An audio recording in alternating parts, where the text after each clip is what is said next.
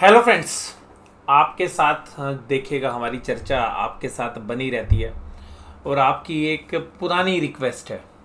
उस रिक्वेस्ट को जो है अब हम आने वाले समय में फुलफ़िल करते हुए नज़र आएंगे। और वो रिक्वेस्ट ये है कि सर ये जो फ्यूचर्स एंड ऑप्शंस की जो मार्केट है इसके बारे में आप हमारे को थोड़ा सा ज्ञान दीजिए। तो देखिएगा मैं कोशिश करूँगा कि यहाँ पे जो भी हमारी वीडियोस होंगी उसके अंदर मैं आपके साथ चर्चा करना चाहूँगा कि फ्यूचर्स एंड ऑप्शन मार्केट कैसे काम करती है, किस तरीके के रिस्क हैं, किस तरीके के लोगों को इस तरीके के ट्रेड करने चाहिए, किस तरीके के लोगों को इससे दूर रहना चाहिए, और किस तरीके के रिस्क हैं और किस तरीके की रिटर्न्स आ सकती हैं, और किस किस तरीके से इन टूल्स को यूज़ कर सकते हैं। जैसा आप लोग जानते हैं कि जो सेबी की रिपोर्ट है वो भी कहती है कि एफएनओ मार्केट के अंदर यानी कि जो डेरिवेटिव्स मार्केट होती है उसके अंदर जो है 90% से ज़्यादा लोग लॉस करते हैं और लेस देन 10% लोग ही जो है प्रॉफिट कमाते हैं। और मोटा मोटे जो मोस्ट प्रॉफिटेबल ट्रेडर्स हैं वो 3 या 4% ही हैं। अगर पूरा देखें तो जो प्रॉफिटेबल है उनमें से भी बहुत सारे जो ट्रेडर्स हैं वो माइनर प्रॉफिट कमाते हैं। तो इन सब के बावजूद देखिएगा बहुत लोगों को उत्सुकता रहती है कि भाई हमें एफएनओ में ट्रेड करना है, हमें सीखना है।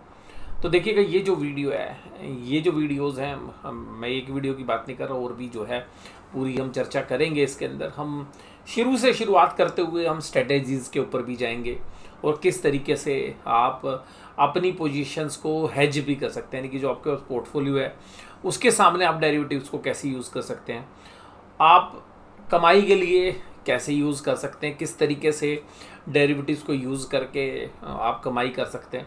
दूसरा, डेरिवेटिव्स को किस तरीके से इन्वेस्टमेंट की तरह लेकर काम कर सकते हैं। ये बड़ा जो है कॉम्प्लिकेटेड मामला आपको लगेगा, लेकिन हाँ ऐसा हो सकता है।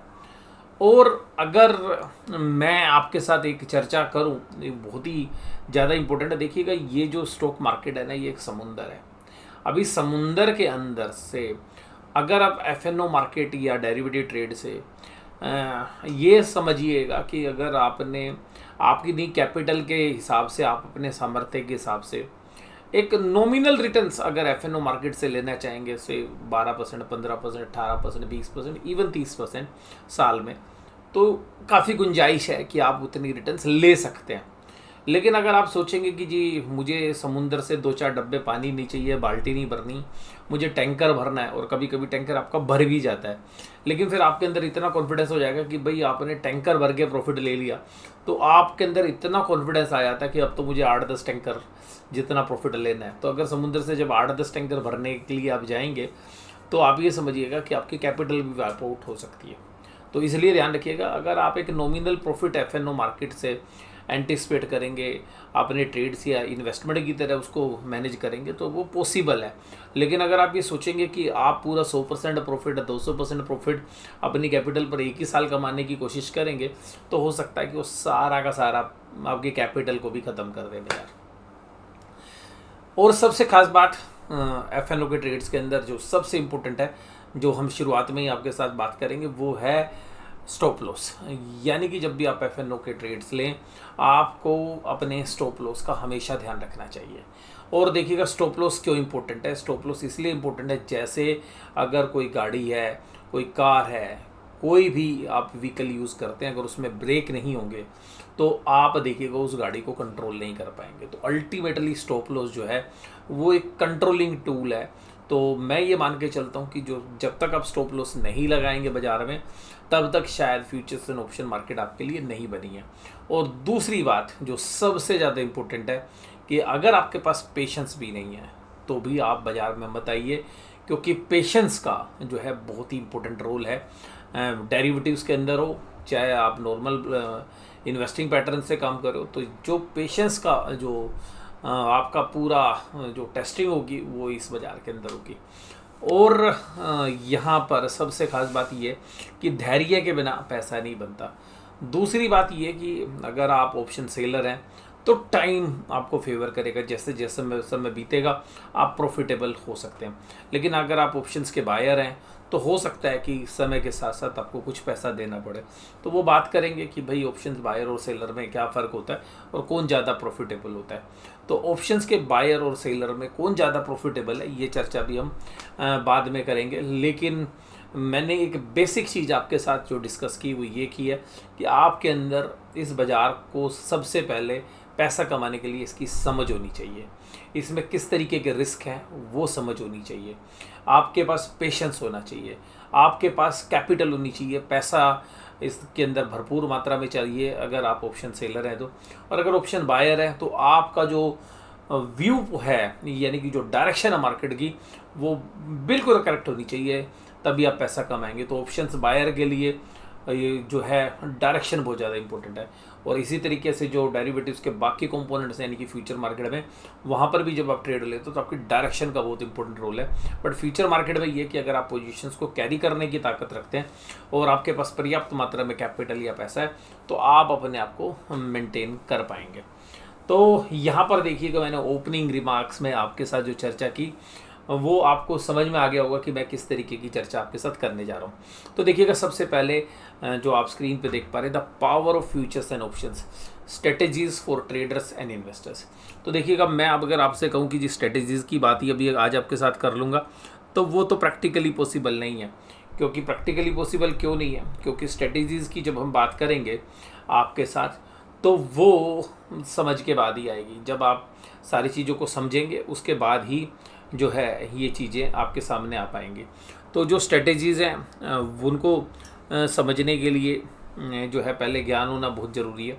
तो देखिएगा, सबसे पहली बात कि ऑप्शंस होती क्या है, और यहाँ पर अगर मैं बात करूँ कि सबसे पहले कि भाई डेरिवेटिव्स क्या चीज़ होती है, तो देखिएगा, डेरिवेटिव शब्द जो है वो अपने आप में ये बताता है कि कोई भी अंडरलाइंग असेट्स यानी कि किसी भी असेट्स का जो प्राइस है, उस प्राइस से अगर कोई भी दो पार्टीज़ कोई कॉन्ट्रैक्ट करती हैं और उस प्राइस के बदलने से अगर आपके कॉन्ट्रैक्ट्स के प्रॉफिट और लॉस आते हैं और उस शेयर को, उस कमोडिटी को ना तो आप खरीदते हैं और ना बेचते हैं, केवल उस प्राइस की मूवमेंट से, उस प्राइस की फ्लक्चुएशन से के ऊपर आप कोई कॉन्ट्रैक्ट करते हैं, तो दो पार्टीज़, इसमें से एक पार्टी को प्रॉफिट होगा, दूसरी पार्टी को लॉस होगा। लेकिन जो प्रॉफिट और लॉस होगा उसका बेस होगा जिस असेट्स, जो कॉन्ट्रैक्ट की विषय वस्तु है, जो अंडरलाइंग असेट्स है, जिसके आधार पर जो प्राइस फ्लक्चुएशंस हो रही है उसके आधार पर ही आपका प्रॉफिट या लॉस डिसाइड होगा। तो अब सबसे खास बात है कि डेरिवेटिव एक ऐसा कॉन्ट्रैक्ट होता है जहाँ पे दो या उससे ज़्यादा पार्टी जो है वो एक कॉन्ट्रैक्ट करती हैं किसी अंडरलाइंग असेट्स का, जो वो स्टॉक हो सकते हैं, बॉन्ड्स हो सकते हैं, कमोडिटी हो सकती है, करेंसी हो सकती है, इवन रेट ऑफ इंटरेस्ट हो सकते हैं, या मार्केट के इंडेक्स हो सकते हैं, जिनको हम अंडरलाइंग असेट्स कहते हैं। और इनके प्राइस की मूवमेंट से आपके प्रॉफिट और लॉस एक डेफिनेट पीरियड के अंदर, जो एक निश्चित पीरियड के अंदर जब उनमें जो बदलाव होता है उसके ऊपर वो आधारित होते हैं। अब बात ये है कि जो डेरिवेटिव कॉन्ट्रैक्ट्स होते हैं वो जनरली 4 तरीके के होते हैं, लेकिन हम आपके साथ 2 ही तरीके की बात करेंगे। पहला होता है फ्यूचर कॉन्ट्रैक्ट्स, दूसरा होता है फॉरवर्ड कॉन्ट्रैक्ट, तीसरा होता है स्वैप्स। जनरली इंटरेस्ट रेट के अंदर जनरली स्वैप्स यूज़ होते हैं, यानी कि अदला बदली। और चौथा है ऑप्शंस, जिसकी हम चर्चा करेंगे। तो हम जो चर्चा करेंगे वो फ्यूचर कॉन्ट्रैक्ट्स की और डेरिवेटिव्स के अंदर ऑप्शंस की चर्चा करेंगे। तो बात ये आती है कि जो डेरिवेटिव्स हैं, जो डेरिवेटिव इंस्ट्रूमेंट्स हैं, जनरली आपने बहुत बार देखा होगा बाजार में, Nifty future, Sensex future, bank Nifty futures, इनकी चर्चा आपने सुनी होगी। इसी तरीके से कॉल ऑप्शंस, पुट ऑप्शंस, ये सारे के सारे जो इंस्ट्रूमेंट्स हैं ये डेरिवेटिव प्रोडक्ट्स हैं। अब बात करते हैं कि भाई इस डेरिवेटिव प्रोडक्ट्स के अंदर जो आप किस तरीके से इनको यूज़ कर सकते हैं। इनको यूज़ कर सकते हैं हेजिंग के लिए। हेजिंग का मतलब क्या होता है? हेजिंग का मतलब है कि आप अपने रिस्क को रिड्यूस कर सकते हैं। लेकिन ध्यान रखिएगा, आप खाली रिस्क को रिड्यूस नहीं कर रहे हैं, आप अपने प्रॉफिट को भी लिमिटेड कर रहे हैं। यानी कि जब आप हेजिंग लेंगे तो आपके प्रॉफिट भी थोड़े से रिड्यूस हो जाएंगे, या आपके लॉस भी कम होंगे, प्रॉफिट भी कम होंगे। तो आप अपने प्रॉफिट को भी कम करते हैं, लेकिन साथ में आप अपने रिस्क को भी कम कर देते हैं। तो हेजिंग की एक कॉस्ट होती है, तो हेजिंग का एक खर्चा होता है जो कि रिस्क का कम करने का मतलब, तो जो खर्चा होता है अल्टीमेटली आपके प्रॉफिट को रिड्यूस करेगा। तो हेजिंग के लिए यूज़ हो सकता है। दूसरा होता है स्पेकुलेशन के लिए, यानी कि सट्टेबाजी के लिए। यानी कि जो भी मूवमेंट होगी आपके फेवर में हो जाएगी तो आप प्रॉफिट करेंगे, अगर आपके अगेंस्ट चलेगी तो आप लॉस में हो जाएंगे। लेकिन देखिएगा यहाँ पर एक सबसे खास बात यह है कि स्पेकुलेशन के अंदर आप तेजी भी कर सकते हैं सौदे में और मंदी भी कर सकते हैं। जनरली आप कैश मार्केट के अंदर या जो डिलीवरी बेस्ड ट्रेड्स होते हैं उनके अंदर आप केवल एक ही चीज़ कर सकते हैं, या तो तेजी कर सकते हैं और केवल तेजी कर सकते हैं, मंदी करने की चॉइस नहीं होती। लेकिन डेरिवेटिव ट्रेड्स में आपके पास चॉइस है कि आप चाहे तो मंदी कर लें चाहे आप तेजी कर लें, दोनों चॉइस है आपके पास। तीसरा है आर्बिट्राज। आर्बिट्राज का मतलब होता है कि आप दो मार्केट के बीच में एक डिफरेंस को यूज़ कर सकते हैं। जैसा हमने देखा कि जो डेरिवेटिव इंस्ट्रूमेंट्स हैं उनमें कभी कभी प्रीमियम होता है और कभी कभी डिस्काउंट होता है, तो जो अंडरलाइंग असेट्स है उसके साथ जो डेरिवेटिव कॉन्ट्रैक्ट्स हैं उनमें फ्यूचर के अंदर या तो प्रीमियम होता है या डिस्काउंट होता है। तो जो अंडरलाइंग असेट्स है अगर वो आपके पास ऑलरेडी है तो आप उसका बेनिफिट ले सकते हैं, उस डिफरेंस के साथ आप आर्बिट्राज कर सकते हैं। यानी कि एक चीज़ को खरीद के दूसरी चीज़ को बेच के, यानी कि एक जगह मंदी करके और दूसरी जगह तेजी करके जो डिफरेंस है डिस्काउंट या प्रीमियम का उसको आप अपनी जेब में ले सकते हैं। तो आर्बिट्राज के लिए भी ये चीज़ यूज़ हो सकती है। तो यहाँ पर हमने बात करी आर्बिट्राज की। अब बात करते हैं कि जो फ्यूचर कॉन्ट्रैक्ट्स हैं वो क्या होते हैं। तो देखिएगा फ्यूचर कॉन्ट्रैक्ट जो है लीगली बाइंडिंग एग्रीमेंट होते हैं दो पार्टी के बीच में, जो कि बाय करते हैं या सेल करते हैं किस चीज़ को, एक स्पेसिफिक स्टॉक को, इंडेक्स को एट ए प्री डिटरमाइंड प्राइस। एक प्राइस फिक्स होता है और एक स्पेसिफाइड डेट के ऊपर, और उस डेट के ऊपर जो है वो कॉन्ट्रैक्ट्स जो है ख़त्म हो जाते हैं, जो भी स्पेसिफाइड डेट होती है। तो जैसे हर महीने की जो लास्ट थर्सडे होती है उसमें निफ्टी के जितने भी इंडेक्स होते हैं वो सब क्लोज हो जाते हैं और निफ्टी के जितने भी स्टॉक्स होते हैं उन सब की एक्सपायरी हो जाती है। तो जो फ्यूचर्स हैं वो उस दिन समाप्त हो जाते हैं। लेकिन ऐसा नहीं है कि आप उस दिन आपको प्रॉफिट या लॉस हो गया तो उस प्रॉफिट को आप कैरी नहीं कर सकते। आप चाहें तो उस महीने के कॉन्ट्रैक्ट को ख़त्म करके अगले महीने में भी शिफ्ट कर सकते हैं। और ये जो स्टैंडर्डाइज जो ट्रेड्स हैं ये स्टॉक एक्सचेंज के द्वारा गारंटीड होते हैं। यानी कि जो यहाँ पर गारंटीड पार्टीज़ हैं वो NSE या BSE जो प्लेटफॉर्म्स हैं, और वो प्लेटफॉर्म्स इसके बदले में आपसे ब्रोकरेज लेते हैं और साथ में आपसे एक सिक्योरिटी के रूप में, मार्जिन मनी के रूप में जो है पैसा लेते हैं। अब फ्यूचर्स की सबसे बड़ी ब्यूटी क्या है? फ्यूचर्स की सबसे बड़ी ब्यूटी है कि आप इसमें तेज़ी भी कर सकते हैं और मंदी भी कर सकते हैं। मंदी का मतलब होता है कि हम शॉर्ट कर सकते हैं। शॉर्ट करने का मतलब है कि जो चीज़ आपके पास है नहीं वो आप बेच के चल रहे हैं। यानी कि फ्यूचर को अगर आप बेच के चल रहे हैं तो आप ये समझिएगा आप मंदी कर रहे हैं, और अगर आप तेज़ी कर रहे हैं तो इसका मतलब आप फ्यूचर को खरीद के चल रहे हैं। फ्यूचर को अगर आप शॉर्ट करके चलेंगे तो आप ये समझ लीजिएगा कि अगर आपने फ्यूचर को शॉर्ट किया और बाजार नीचे चला गया तो आपको प्रॉफिट होगा, अगर आपने शॉर्ट कर दिया और बाजार ऊपर की तरफ चला गया तो आपको लॉस होगा। इसी तरीके से लॉन्ग पोजीशंस में क्या होगा कि जब अगर आप का जो बाजार है वो अगर आप बाय करके चल रहे हैं फ्यूचर और बाजार ऊपर की तरफ जा रहा है तो आपको प्रॉफिट होगा, और अगर आपने नीचे जा रहा है बाजार तो आपको लॉस होगा और आप उस समय पर उस पोजीशन को सेल करेंगे। अगर आप सेल करके चल रहे हैं तो एक्सपायरी डेट पर आप उसको बाय करेंगे।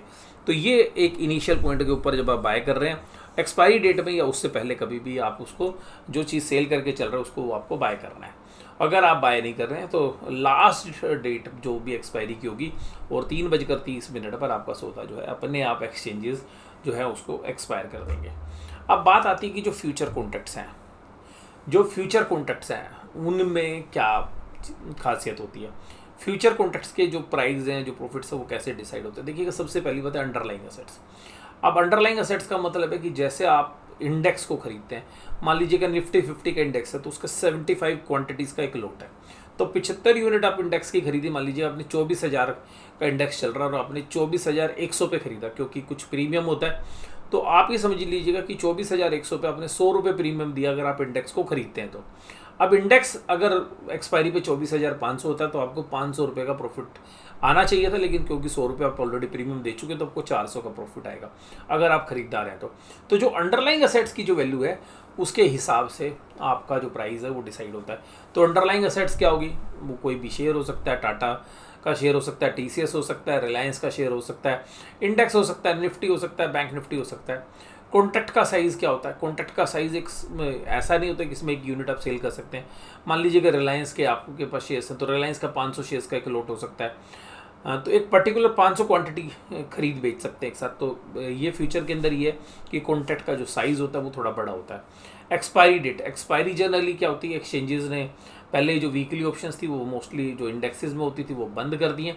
हालांकि अभी भी सेंसेक्स के अंदर और निफ्टी 50 के अंदर वीकली ऑप्शंस की सुविधा उपलब्ध है, बाकी सभी मंथ एंड में एक्सपायर होती हैं। बीएससी के जो भी इंडेक्स हैं वो मंगलवार को क्लोज होते हैं जो एक्सपायरी होती है, और जो एनएससी के जो कॉन्ट्रैक्ट्स हैं वो सब जो भी स्टॉक्स हैं वो सब एक्सपायर होते हैं लास्ट थर्सडे को। अब सेटलमेंट कैसे होता है देखिएगा, इंडिया में पहले जो सेटलमेंट होता था सब कैश होता था, शेयर का भी और इंडेक्स का भी। इंडेक्स का अभी भी जो सेटलमेंट है, जो डिफरेंस है, जिसको प्रॉफिट हुआ या लॉस हुआ, एक्सचेंज उस प्रॉफिट या लॉस को कैश में सेटल करता है।